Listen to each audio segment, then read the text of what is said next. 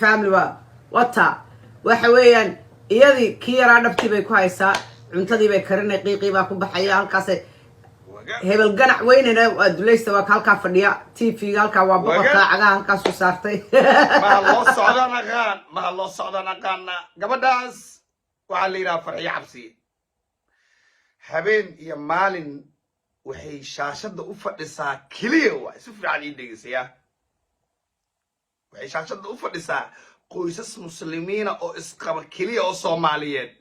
in isku dirto bis naaya ninka shaaha u keenin naaya bariisa u soo karin naaya jikaha gelin naaya hayeen warkiisa naaya naaga lagu aroosin waxa isleedahay dadka gabdhaha ee la hadlaysa maayada dhasha isleedahay ina Cabsiye iyo gabdha kalena waxay daraar cad ku faanaan inay yihiin feminism inay yihiin ay ku faanaan waayahay waa raba culimada Soomaaliyeed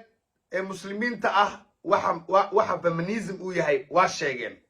haddaan tixraacana oo wax yar ku laabtana feminism waa book ay sameysteen gabdha cadaan Faransiis Portugiis Mareykan adigu gabdha gaala ah ahadiyo iyo sharciye qorteen maanta waxaan rabaa ummadda Soomaaliyeed mid u sheego ahadiyo iyo sharciye buugaas ku yaala qodobbaa ku yaala culimada muslimiinta waxay dhaheen qof kasta oo kitaabkaas qaata ila kitaab waxa la rules la isku xukumo wixii uu ku yaalo kitaabkaas qaata kitaab kristaanna ma haystaan mid muslimna ma haystaan oo kitaabka feminism haystaan waya ha haystaane feminism dhexdiisa waxa ku qoran in gabadhu ay la tuuman karto ninkay rabto iyo naagtay rabto isla gabadhaas xorriyada wuxuu xoojinayaa kitaabka feminismka waya gabdhaha waxaan rabaa xorriyadii feminismka oo ilaalinaysaan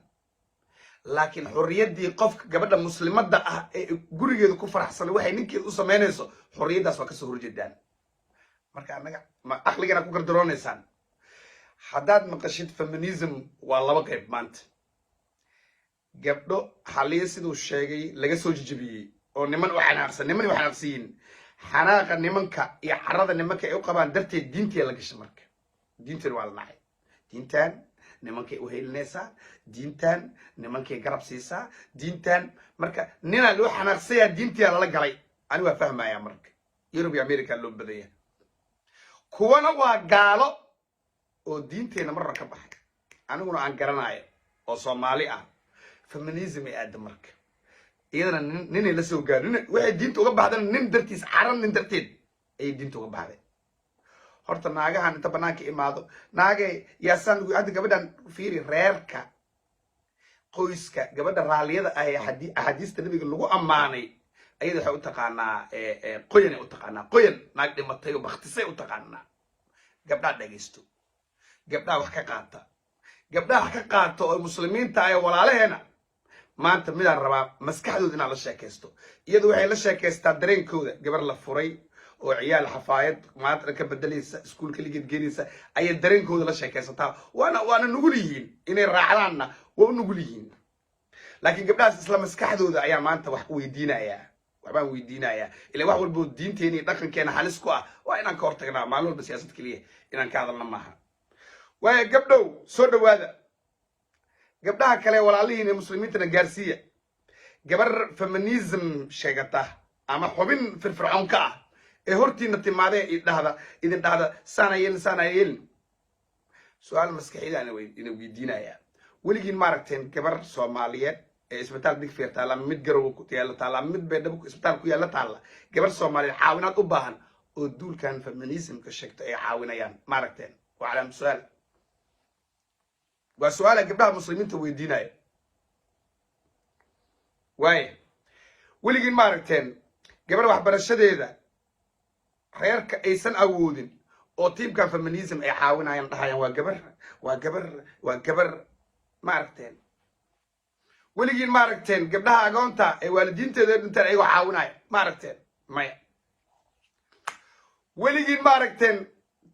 duulkan feminismka oo caawinaya gabar muslimada Soomaaliyeed oo Liibiya ku xiran oo lagu dilaayo lacag u dilaayo ma aragteen maya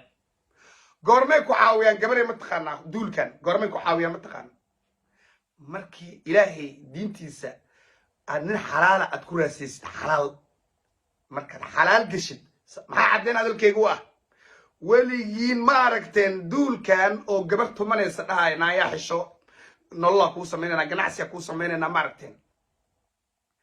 waxay ogol yihiin ba ileen feminismka ogole in gabadhu ay oday iyo nin iyo wiil iskala tumato oo habeen kasta 10 nin isku marto balo waxay dhacday gabadhii markii diinta ilaahay ninku meeysato waxa uu guursatay oday haday odayga gabadha ula tumanayo they don't care ayaga feminism xor waayno wax fahma laakiin isla odayga la tumanayo gabadha haduu dhow walaale aan diinta islaamka isku xalaaleysan dambi ma rabno odayga guursatay guurka bas in cibin ayaga maxay idin baxay marka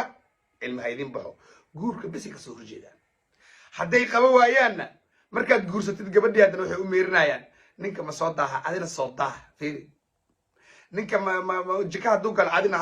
oo gabar muslimada oo xaas ah jika waa loo gali karaaba caadi waa ama caafimaad qabta ama yeesan qabin labadaba waa loo galaa laakiin iyaga saas una ma jeedaan amarkiisa yeelin waxa ka cadeecin raaliyaha noqonin hadda waa u jeedin diintii weer lagu yahay marka diintii ayaa weer lagu yahay nooc min istubnimo ah waa inaan waxaas aqbalna marka waxaan rabaa marka duulkan aan rabaa inaan la hadlo saadidi sheegay duulkan laba waay duulkan feminismka laba waay naag ninka soo xanaaqday oo xareysan oo feminism ah iyo naag gaalowday oo diinta ka baxday oo aan dhigi karin gaala ahay oo ayagana feminism ah waa isbiyeesteen waxaa la isku bahaystay gabdhihii muslimiinta ahaa ee salaadooda dukanayay ee nimankooda adeecayay ayaa la isku bahaystay marka waxaan rabaa mar walba gabdhaha muslimiinta badinaya guuleysanaya korna ilaahay ka dhigi doonaa laakiin waxaan rabaa hal mid ogaada diintan dhinac kasta laga soo fangareeyay in la dumiyo diintan dhinac kasta laga soo galay in lagu dhibaateeyo oo gaalo loo soo diro oo muslimiin gaala muslimiin iska dhigaysa loo soo diro waxaan rabaa marka inaan mid kusoo gabagabeeyo horta dulmi wuxuu ka bilowdaaba oday jaamac iyo habar kutubey gabadheeda ciday ku darsaayaan gabar Canada iyo Norway joogto maxaa ka galay aasha faham habar kutubey gabadha ee soo korsatay ninkay ku darseeso gabar Finland joogto maxaa ka qusay dulmi inuu jiro meeshaas ka faham laakiin hadii dhada habar kutubey gabadheeda wax barasho meeysato kaliya laga bixina caafimaad meeysato waa la qalaa kansar ku dhacay ilaaha naga najeeyay feminism xarrayaan mar rabaan maalintii wax ninku dareysa xalaala banaanka u soo baxayaan haye oday bay aroostay maxaa ka qusay mada dhalay gabdhow diinta difaac diintiina difaacda kuwan feminism keen nin soo furay u xanaaqsan ama gaaloobay ee isqarinaya iyo ku kor nafisin adiga jidka saxda haysataa waaya intaas midna calaamad lagu gartaa idin sheega culimaday necab yihiin waa pointiga ugu horeeyo sababta culimadu waxay jihinayaan gabdhahan iyagana culimadii feminismka waa culimada muslimiinta dunida u necab yihiin wadaad lama tuso ayaga marka wadaad ayaga hatta hadii TV iyo film ka sheekeynaysa wadaad naciibka ku jira sababta wadaadka afkaartan xun ninka diin lahaa waay intaas noogaad intaas rabaa barnaamijkayga maanta oo aan u hibeeyay gabdhaha muslimiinta inaan ee Soomaaliyeed inaan halkaas ku soo afmeero waa ogaa ma jeclaysan doonaan aniguna siyaasad kuma sii jeedi doonee marmar gabdhaha muslimiinta garabkooda way arki doonaan bye bye